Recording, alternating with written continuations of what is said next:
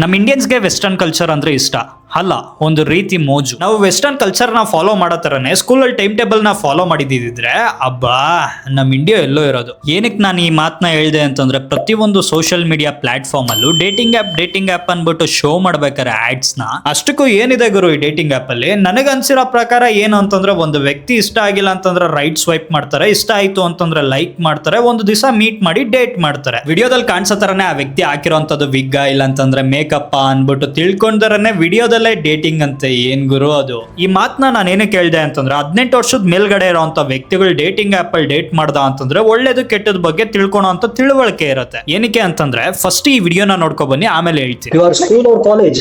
College school अभी college में ना तू कशी कॉलेज में तू 9th मध्ये 9th. 7th I mean 7th she 9th What are you doing now? we are studying Hey, you're studying me.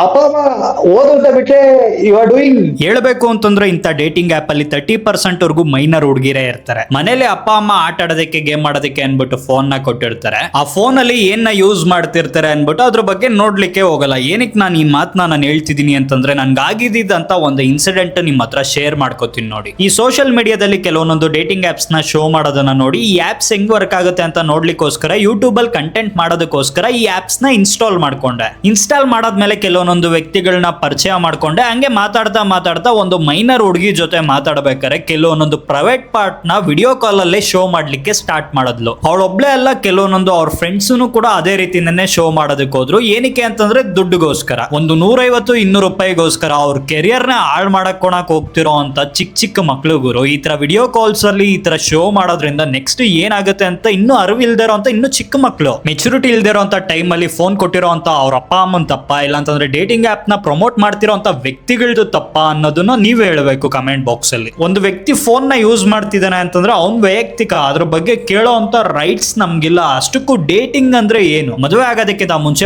ಹುಡುಗಿ ಬಗ್ಗೆ ತಿಳ್ಕೊಳ್ಳೋದಕ್ಕೋಸ್ಕರ ಇರೋಂತ ಒಂದು ಕಾನ್ಸೆಪ್ಟ್. ಹೇಳ್ಬೇಕು ಅಂತಂದ್ರೆ ನಮ್ಮ ಇಂಡಿಯನ್ ಸಿಸ್ಟಮ್ ಅಲ್ಲೇ ಇದೆಯಲ್ವಾ, ಅದೇ ಎಂಗೇಜ್ಮೆಂಟ್. ಮದುವೆ ಆಗೋದಕ್ಕಿಂತ ಮುಂಚೆ ಒಬ್ರ ಬಗ್ಗೆ ಒಬ್ರು ಸಂಪೂರ್ಣವಾಗಿ ತಿಳ್ಕೊಂಡ್ಲಿ ಅಂತ ಮಾಡೋಂತ ಒಂದು ಕಾನ್ಸೆಪ್ಟ್. ಇದು ತಪ್ಪ ಅಂತ ಯಾರಾದ್ರೂ ಕೇಳಿದ್ರೆ ತಪ್ಪಲ್ಲ. ಏನಕ್ಕೆ ಅಂತಂದ್ರೆ, ಒಂದು ವ್ಯಕ್ತಿ ಜೊತೆ ಲೈಫ್ ನ ಶೇರ್ ಮಾಡ್ಕೋತಿದೀರಿ ಅಂತಂದ್ರೆ, ಒಂದು ಬಟ್ಟೆನ ತಗೊಬೇಕು ಅಂತಂದ್ರೆ 100 ಸತಿ ಯೋಚನೆ ಮಾಡಿ ತಗೋತೀರಿ. ಅಂತದ್ರಲ್ಲಿ ಒಂದು ವ್ಯಕ್ತಿ ಜೊತೆ ನಿಮ್ ಲೈಫ್ ಲಾಂಗ್ ಶೇರ್ ಮಾಡ್ಕೊಳ್ಳೋದಕ್ಕೋಸ್ಕರ ತಿಳ್ಕೊಳೋದು ತಪ್ಪೇನಿಲ್ಲ. ಅದನ್ನೇ ಡೇಟಿಂಗ್ ಅಂತ ಕರೀತಾರೆ. But present situation dating apps ಹೆಂಗೆ ಮಿಸ್ಗೈಡ್ ಮಾಡ್ತಿದೆ ಅಂತಂದ್ರೆ, ಡೇಟಿಂಗ್ ಅನ್ನೋ ಒಂದು ಕಾನ್ಸೆಪ್ಟ್ ನ ಇಟ್ಕೊಂಡು ದುಡ್ಡು ಮಾಡೋದಕ್ಕಂತ ನಿಂತಿದೆ. ಹೇಳ್ಬೇಕು ಅಂತಂದ್ರೆ ಯಾವ ರೀತಿ ಅಂತಂದ್ರೆ, ನೀವು ಒಂದು ಡೇಟಿಂಗ್ ಆಪ್ ನ ಇನ್ಸ್ಟಾಲ್ ಮಾಡ್ಕೊಂಡ್ರಿ ಅಂತ ಅನ್ಕೊಳ್ರಿ, ನಿಮಗ್ ಪರ್ಫೆಕ್ಟ್ ಮ್ಯಾಚ್ ಬೇಕು ಅಂತಂದ್ರೆ ಮೆಂಬರ್ಶಿಪ್ ನ ತಗೋಬೇಕು ಅನ್ಬಿಟ್ಟು ಪ್ರೀಮಿಯಂ ಮೆಂಬರ್ಶಿಪ್ ನ ತೋರಿಸ್ತಾರೆ. ನಿಮ್ದು ವೀಕ್ನೆಸ್ ನ ಹಿಡ್ಕೊಂಡು ಅಲ್ಲಿಂದ ಗೇಮ್ ನ ಸ್ಟಾರ್ಟ್ ಮಾಡ್ತಾರೆ. ವಿಡಿಯೋ ಕಾಲ್ ಬೇಕಾ, ಪ್ರೈವೇಟ್ ಚಾಟ್ ಬೇಕಾ, ಪ್ರತಿಯೊಂದು ಅವೈಲೇಬಲ್ ಇದೆ ನಮ್ಮ ಆಪ್ ಅಲ್ಲಿ ಅನ್ಬಿಟ್ಟು ಅವಾಗ ಟೆಂಪ್ಟ್ ಮಾಡ್ತಾ ಇರ್ತಾರೆ. ಫ್ರೆಂಡ್ಸ್ ಜೊತೆ ಮಾತಾಡಕ್ಕೆ ವೇಟ್ ಮಾಡೋದು, ಅವ್ರಿಗೆ ಮೆಸೇಜ್ ಮಾಡೋದು, ಅವರ ರಿಪ್ಲೈಗೆ ವೇಟ್ ಮಾಡೋದು, ಇದೆಲ್ಲ ಹಳೆ ಕಾಲದ ಮಾತು.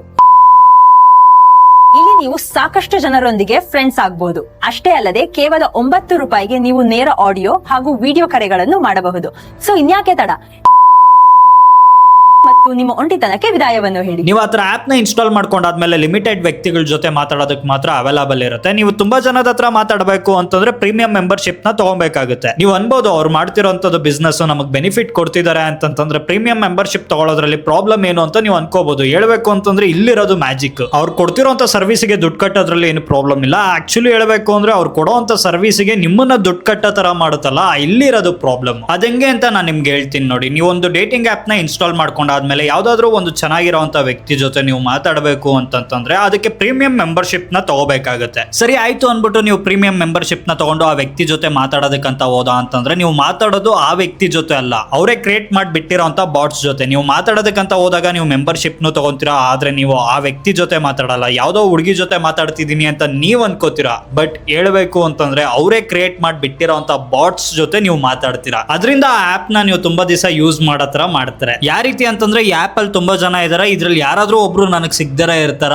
ಅನ್ನೋ ಫೀಲ್ ನ ನಿಮಗ್ ಬರೆಸ್ತಾರೆ. ನಿಮ್ಗೆ ಗೊತ್ತಾ, ಈ ಡೇಟಿಂಗ್ ಆಪ್ ಅಲ್ಲಿ ಏನಿಲ್ಲ ಅಂತಂದ್ರು 70-80% ವರ್ಗೂ ಮೆನ್ಸೇ ಇರ್ತಾರೆ, ಮತ್ತೆ ವುಮೆನ್ಸ್ ಏನಿಲ್ಲ ಅಂತಂದ್ರು 20-30% ಮಾತ್ರ ಇರ್ತಾರೆ. ಬಟ್ ಪ್ರತಿಯೊಂದು ಯೂಸರ್ಸ್ಗೂ ಸರ್ವಿಸ್ ಕೊಡ್ಬೇಕಾಗುತ್ತಲ್ಲ, ಅದಕ್ಕೋಸ್ಕರ ಏನ್ ಮಾಡ್ತಾರೆ ಅಂದ್ರೆ, ಕೆಲವೊಂದಷ್ಟು ಬಾಟ್ಸ್ ನ ಯೂಸ್ ಮಾಡ್ಕೊಳ್ಳೋ ಮೂಲಕ ಈ ಆಪ್ ನ ಇನ್ಸ್ಟಾಲ್ ಮಾಡ್ಕೊಂಡಿರೋದ್ರಿಂದ ನಿಮಗೆ ಸರ್ವಿಸ್ ಸಿಗ್ತಿದೆ ಅನ್ನೋ ಒಂದು ಫೀಲ್ ನ ಬರ್ಸಿ ನಿಮ್ಮನ್ನ ಟ್ರ್ಯಾಪ್ ಮಾಡ್ತಾರೆ. ನಿಮ್ಗೆ ಗೊತ್ತಾ, ನೀವು ಆಪ್ ನ ಇನ್ಸ್ಟಾಲ್ ಮಾಡ್ಕೊಂಡಾಗ ಯಾರ ಹತ್ರನಾದ್ರೂ ಮಾತಾಡೋದಕ್ಕಂತ ಹೋದಾಗ ಇದ್ದಕ್ಕಿದ್ದಂಗೆ ಸ್ಕಿಪ್ ಮಾಡ್ತಾ ಮಾಡ್ತಾ ಹೋಗೋದನ್ನ ನೀವು ಕಣ್ಣಾರೆ ನೋಡಿರ್ಬೋದು. ಯಾರಾದ್ರೂ ಆಪ್ ನ ಇನ್ಸ್ಟಾಲ್ ಮಾಡ್ಕೊಂಡಿರೋರಿಗೆ ಇದು ಗೊತ್ತಿರುತ್ತೆ. ಅಂಡ್ ಕೆಲವೊಂದಷ್ಟು ಜನ ಹೇಳ್ಬೇಕು ಅಂತಂದ್ರೆ ರಿಯಲ್ ಆಗೂ ಇರ್ತಾರೆ, ಬಟ್ ಅದ್ರಲ್ಲಿ ಯಾರ್ ರಿಯಲ್ ಯಾರ್ ಫೇಕ್ ಅಂತ ನಿಮ್ ಕೈಯಲ್ಲೇ ನಿಮ್ಗೆ ಕಂಡುಹಿಡಿಲಿಕ್ಕೆ ಆಗಲ್ಲ. ನೀವು ಅನ್ಕೊಂಡಿರ್ಬೋದು ಇಂತ ಆನ್ಲೈನ್ ಆಪ್ಸ್ ನ ಯೂಸ್ ಮಾಡೋದ್ರಿಂದ ಕೆಲವೊಂದಷ್ಟು ಜನ ಡೇಟ್ ಮಾಡೋ ಮೂಲಕ ಆ ವ್ಯಕ್ತಿ ಇಷ್ಟ ಆದ್ರು ಅಂತಂದ್ರೆ ಲವ್ ಮಾಡಿ ಮದುವೆ ಆಗಿದಾರಲ್ಲ ಅಂತ ನೀವು ಹೇಳ್ಬೋದು. ಅದೆಲ್ಲ ರೇರ್ ಕೇಸ್. 5 to 10% ವ್ಯಕ್ತಿಗಳು ಮಾತ್ರ ಯಾರೋ ಒಬ್ಬೊಬ್ರು ಕಮಿಟ್ ಆಗ್ಬೋದು. ಅದು ಲಾಂಗ್ ಟರ್ಮ್ ರಿಲೇಶನ್ಶಿಪ್ ಇರುತ್ತೆ ಅನ್ನೋದನ್ನ ಹೇಳಲಿಕ್ಕೆ ಆಗಲ್ಲ.